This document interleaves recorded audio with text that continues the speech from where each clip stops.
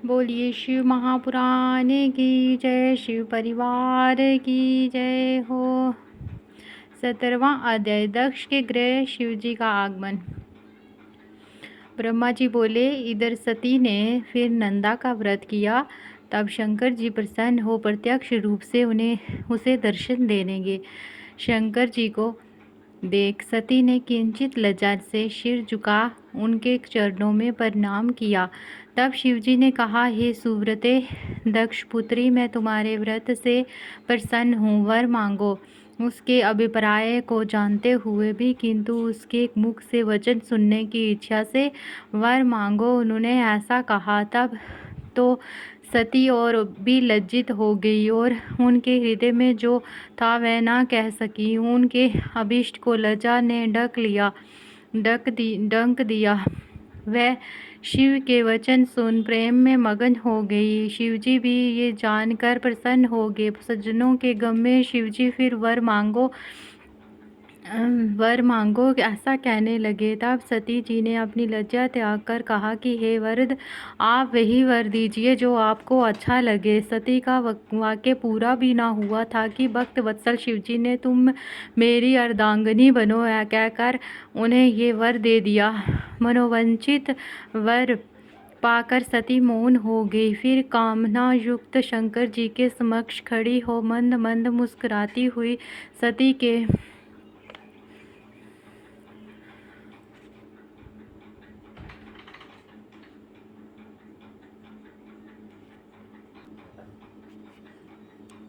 कामवर्धक हाव भाव करने लगी। शिवजी में श्रृंगारिक भाव जागृत हो गया। फिर तो उन दोनों की चित्रा और चंद्रमा की सी अपूर्व शोभा हो गई। फिर सती ने हाथ जोड़े भक्त वत्सल शिवजी से नम्रता पूर्वक कहा, हे देव देव महादेव, हे प्रभु, हे जगतपते, मेरे पिता के समक्ष विवाह विधि से आप मुझे स्वीकार करें। हे सती के ये वचन सुनकर भक्त वत्सल शंकर जी ने उन्हें प्रेम से देखा और तथास्तु कहा। सती जी मोह और हर्ष से युक्त हो शिवजी को समझा और उनसे आज्ञा ले माता के पास आई।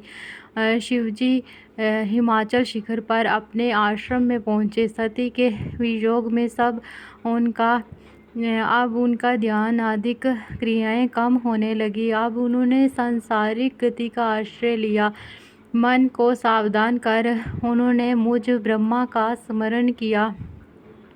मैं उनके पास पहुंचा। सरस्वती भी मेरे साथ थी। सब सरस्वती युक्त मुझे देखकर सती के प्रेम में उत्कंठित भगवान शंकर ने मेरी ओर देखकर कहा, हे ब्रह्मा, इस समय मैं स्वार्थ परायण हो गई हूँ। अतएव तुम मेरी आज्ञा से दक्ष के पास जाकर कन्या देने का कोई शीघ्र उपाय करो। मुझे अब सती का वियोग सहन नहीं होता है। ऐसा कहकर सरस्वती को देखकर शिवजी वियोग के वश हो गए। शिव आज्ञा पा मैं कृतार्थ हुआ। फिर भक्त वत्सल शिवजी से बोला, हे भगवान, आपने जो कहा है मैं उस पर विचार करूँगा। इसमें तो मेरा और देवताओं का ही भला है। दक्ष अवश्य ही आपको अपनी कन्या देगा। फिर मैं भी आपकी आज्ञा से उससे कहूँगा। ऐसा कहकर मैं एक द्रुतगामी रथ पर बैठकर शीघ्र ही दक्ष के घर पहुँचा। उधर सती अपने पिता के घर में पहुँची। बड़े हर्ष से अपनी सखी द्वारा माता पिता के पास शिवजी से प्राप्त अपने वर प्राप्ति का समाचार कहला रही थी और उसकी प्रसन्नता में उनके माता पिता बड़ा उत्सव कर रहे थे।